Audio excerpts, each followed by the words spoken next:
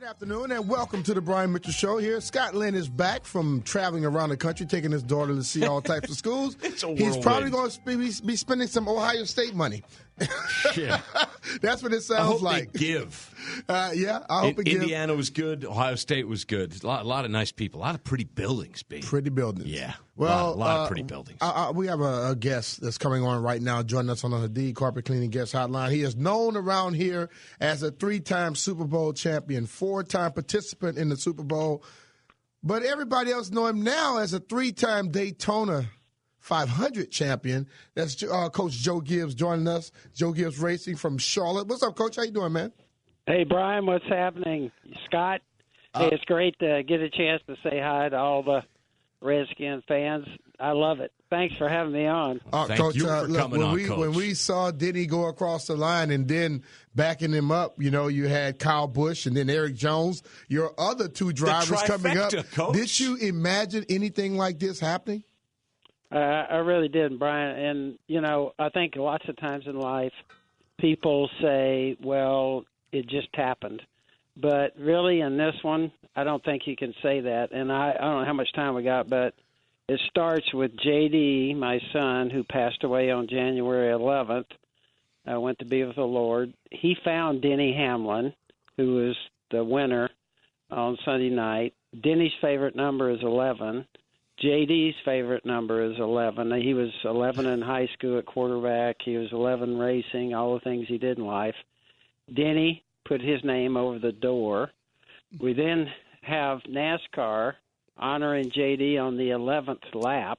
Wow. And so you look at all that, and last year Denny didn't win a race.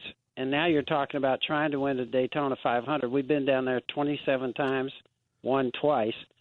That's so hard. And then to have everything play out the way it did at the end of that race, I just know that God was looking over that whole day and that night, and it was a huge tribute. And I know J.D. had the best seat in the house. So I appreciate getting to come on the show. But, in life you get some experiences. I've been blessed to have so many. That was the biggest and best experience ever of my life. Coach, you know how I feel about you, and all the people around here in this D.C. metropolitan area, they absolutely love you. I know that you are very much a spiritual man, and when you think about the emotions after Denny crossed that line, how can you describe those emotions? Because I read a bunch of stories. It wasn't just you. It wasn't just Melissa, JD's wife. It was everybody. Everybody had this emotional output. How can you describe that, or how did it make you feel? Well, normally when you go in the winner's circle, I just talked to Bob Carter, head of America Toyota, and he said normally you go in the winner's circle, everybody's high-fiving, yelling, it's the champagne.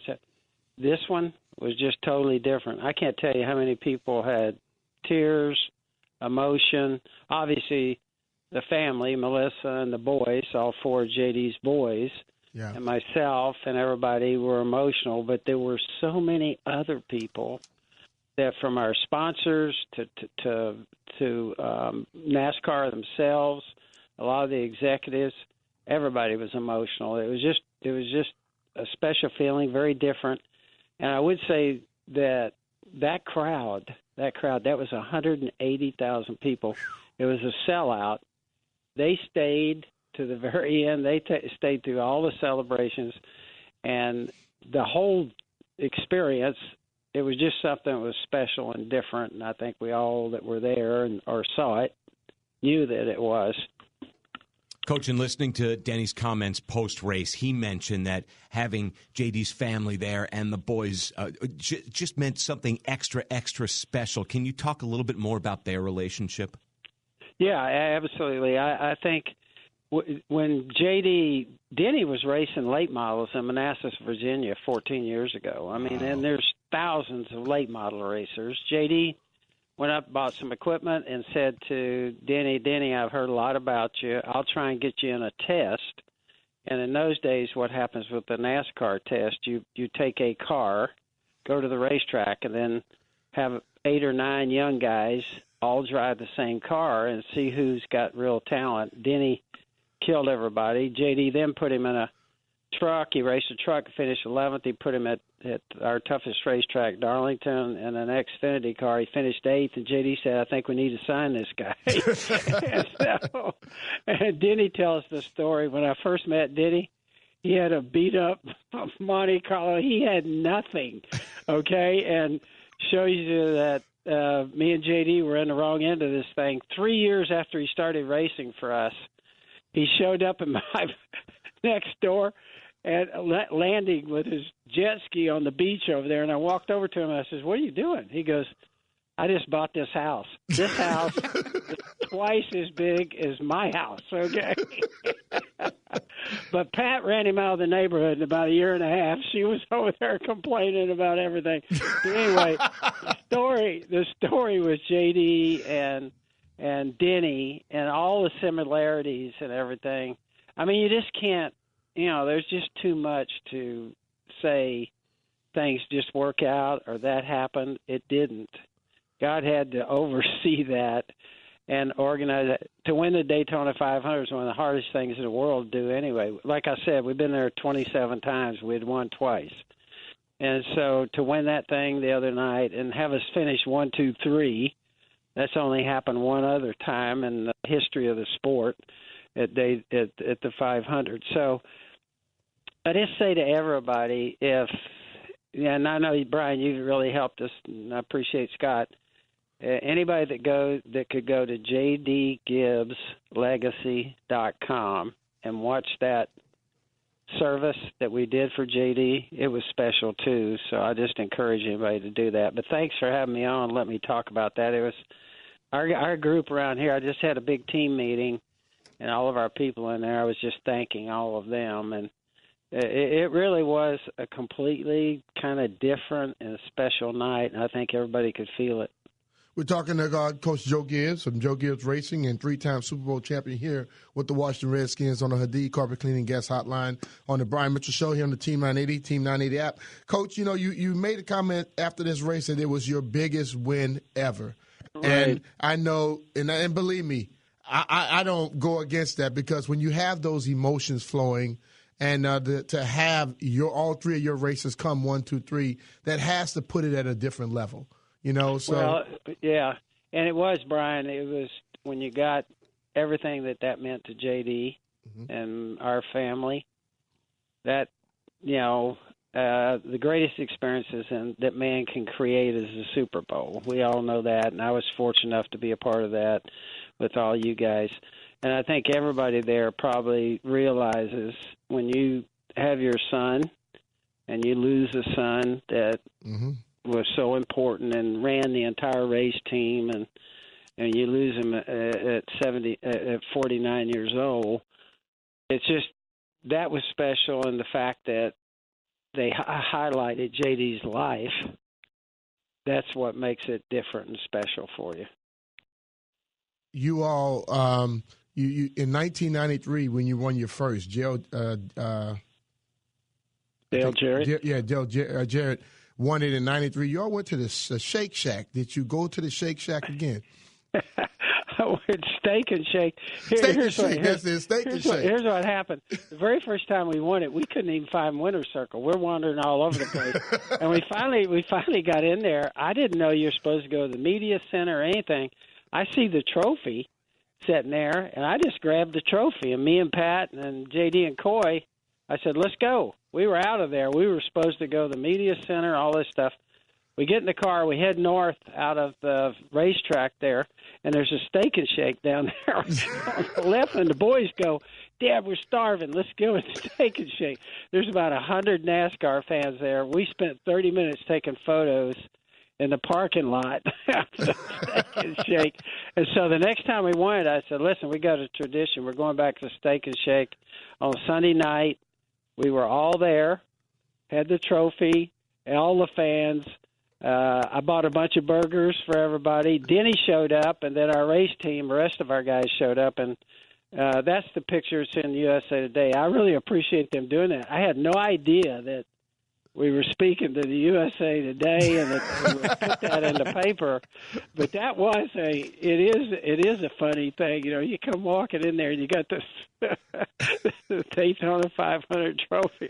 All the fans are freaking out, And so anyway, it was a ball. It was a blast. And the ring they give you to win the 500 is huge. It's really nice. And so we let everybody put that on or take any pictures you want. It was really fun. Unbelievable, successful, rewarding, emotional is probably half of a word for it, Coach.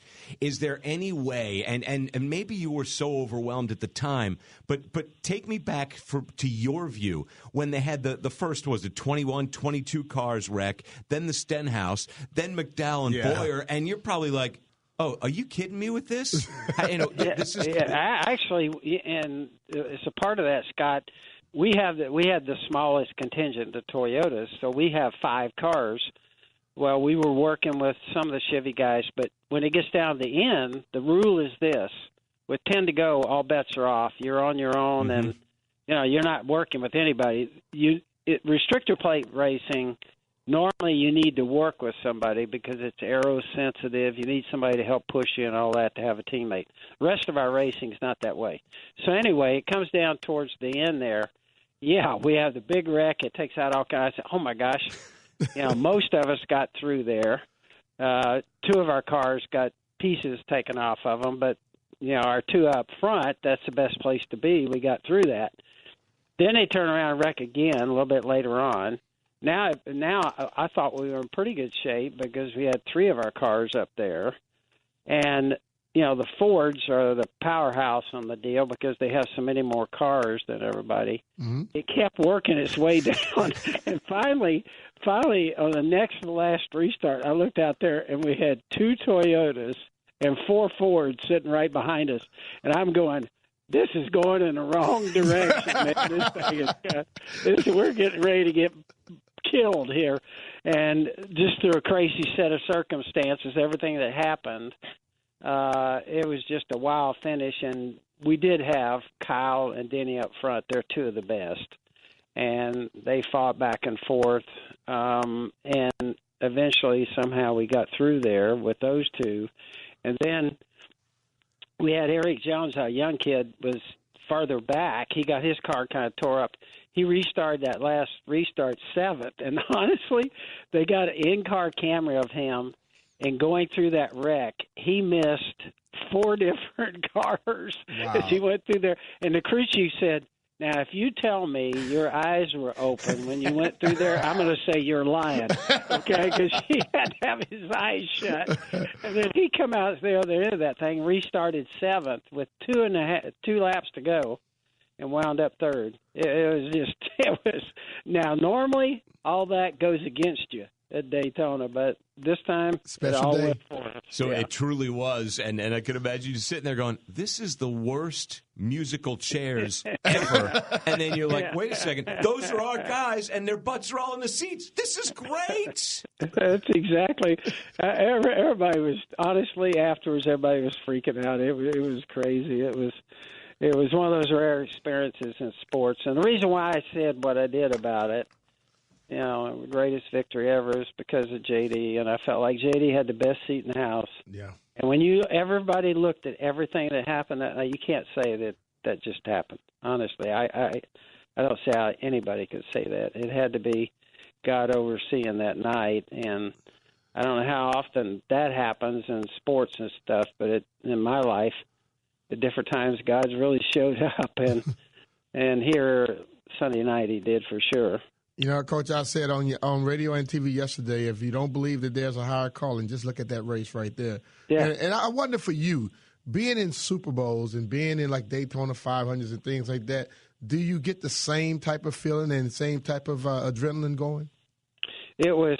I get excited every Sunday. I loved it in football. Football is different because over there, I was the technical person. I was trying to call plays. And you want to talk about some pressure, man. Every morning I would go in there and RFK. I still remember all those fans would go, hey, Coach, you want a hot dog or you want to sit? I'm going, no, I don't. I'm ready to throw up right now. I'm going in there getting ready to ready to call some plays and have 60,000 people get mad at me.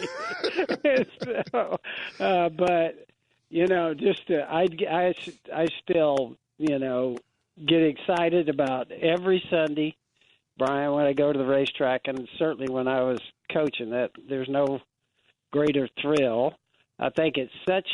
It's the thrill of victory and it's the agony of defeat. And I think that's what sports give us. And I think that's why a lot of us for 3 hours or something want to watch a football game or watch a race, because it is the greatest reality show in the world, because we don't know. We don't know. There could be an upset every single week. We don't know who's going to win in sports.